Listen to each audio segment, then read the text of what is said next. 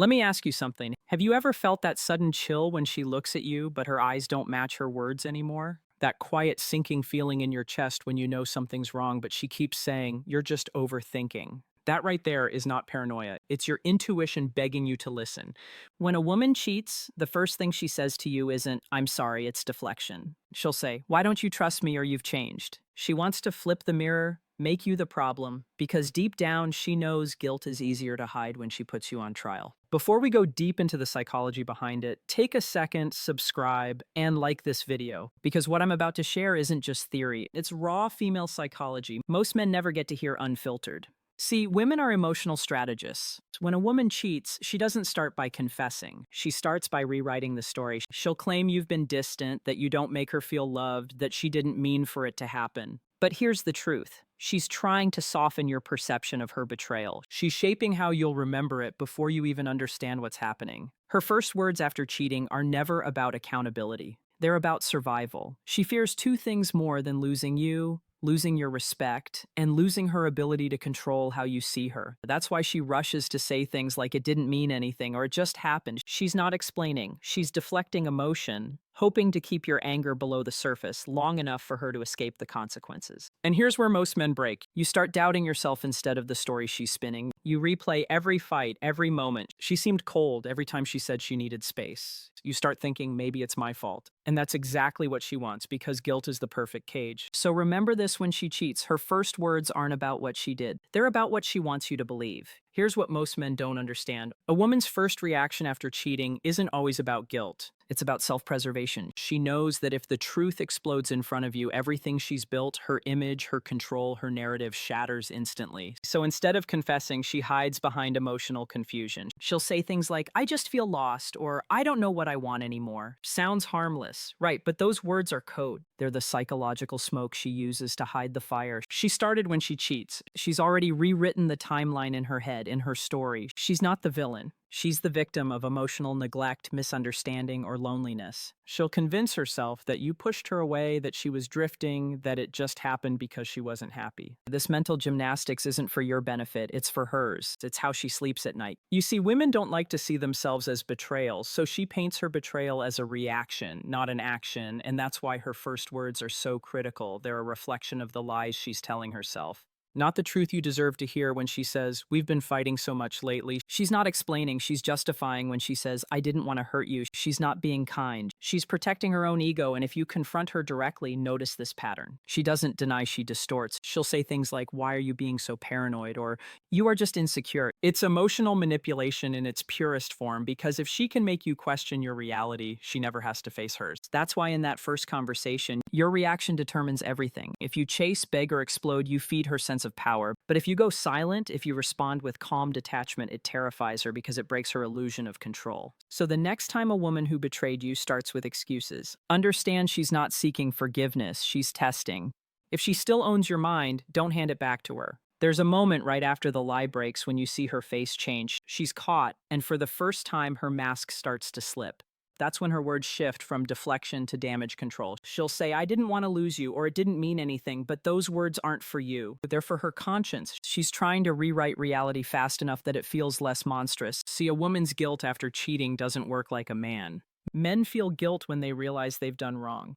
Women feel guilt when they realize they've been discovered before, that she's rationalizing everything, convincing herself. It was emotional, circumstantial, even meant to be. But the moment you see through her, that self-created fantasy collapses and she scrambles to save what's left of her image in your eyes. She'll cry, not because she feels your pain, but because she can see it. She mirrors your heartbreak to make you believe she's equally shattered. But if you look closely, her tears are timed. They appear right when she senses you're about to walk away. That's not remorse, that's strategy, emotional persuasion, the kind that disarms even the strongest men, because it looks real enough to confuse your instincts, and she knows your heart. She knows you still love her. So she leans on that love like a weapon cloaked in vulnerability. Please don't leave me. She'll whisper, I made a mistake, but deep down, she's not ready to lose the security you provide, even if she's already replaced the intimacy somewhere else. You see, most cheating women don't want to lose everything. They want to keep both worlds. The emotional safety of you and the thrill of someone new. This is why her first apology feels hollow, robotic. It's not coming from truth, it's coming from fear. Fear of being seen for who she really is in that moment, someone capable of deception, manipulation, and selfishness. So when she finally says, I love you, it won't happen again. Listen carefully to her tone. If her voice trembles but her eyes are calculating, you are not hearing love, you are hearing survival. Now, here's where the psychology gets darker, because after the initial guilt and tears fade, something inside her shifts. The fear of losing you begins to compete with a new emotion. Resentment not towards herself, but towards you, the man she betrayed. You see, when a woman cheats and you find out, she doesn't just feel shame, she feels exposed. And the human mind has a cruel defense mechanism for that. When someone sees the ugliest parts of us, we start to hate them for it. That's why after you discover the truth, she may suddenly act cold, distant, almost like you are the one who did something wrong. She'll say things like, you'll never forgive me anyway, or you're making it worse. What she's really doing is transferring the guilt. If she can make you angry enough, she can feel justified again. That's why arguments after betrayal feel so twisted. You end up defending yourself in a situation where you are the one betrayed. It's psychological projection at its purest form. She can't bear to face herself, so she projects her shame onto you. You become controlling, toxic, or cold. This allows her to rewrite the story in her head. Now she's the victim again. She didn't cheat because she was selfish. She cheated because you made her unhappy. It's a powerful narrative because it protects her self-image, and if you are an emotionally intelligent man, this is the most dangerous stage for you because your compassion, your ability to understand pain becomes her leverage. She'll twist it until you start comforting the very person who broke you. You'll find yourself saying, I just want us to heal, while she silently thinks, good. He's still under my control. This is how emotional manipulation works. At its deepest level, it's not about lies anymore, it's about control. Through emotional confusion, she'll feed you just enough tenderness to keep you from walking away while secretly resenting you for reminding her of what she's done. And the tragic part, many men stay not because they're weak, but because they're still fighting for the version of her that existed before the betrayal. But that version died.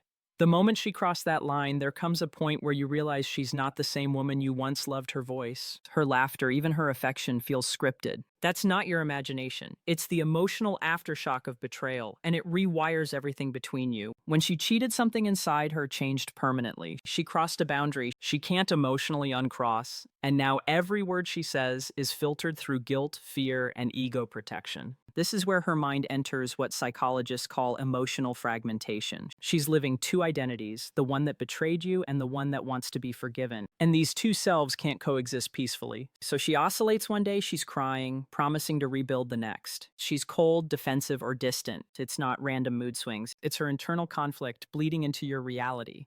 She'll say things like, I don't know why I did it, or it just happened, but you have to understand those aren't answers. They're escape route, because if she truly faced the truth that she chose to betray loyalty for validation, she'd have to destroy the version of herself she's trying to protect. And very few people have the courage to do that. So instead she rewrites. She rebrands the betrayal as a mistake, hoping repetition will turn that lie into something she can live with. But every time she looks at you and sees the pain she caused, her mind burns. That's why she might become distant, even irritated.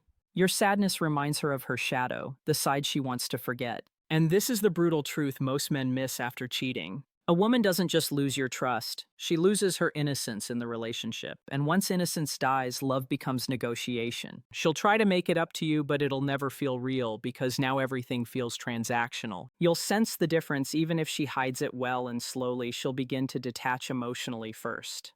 Then physically, you'll start feeling like a stranger sleeping beside someone who used to be your home. It's not your fault. You didn't push her to this. You just believed in someone who stopped believing in herself long before she betrayed you. Here's the truth most men never want to face when a woman cheats. The relationship doesn't die because of the act itself. It dies because of what happens after it dies, in the silence that follows the tears. It dies when trust becomes a performance. It dies when every I love you sounds like a cover story. You start noticing the small things, the way she avoids your eyes, how her tone feels rehearsed. When she says she wants to fix things, she'll plan dates, cook your favorite meal, maybe even cry in your arm.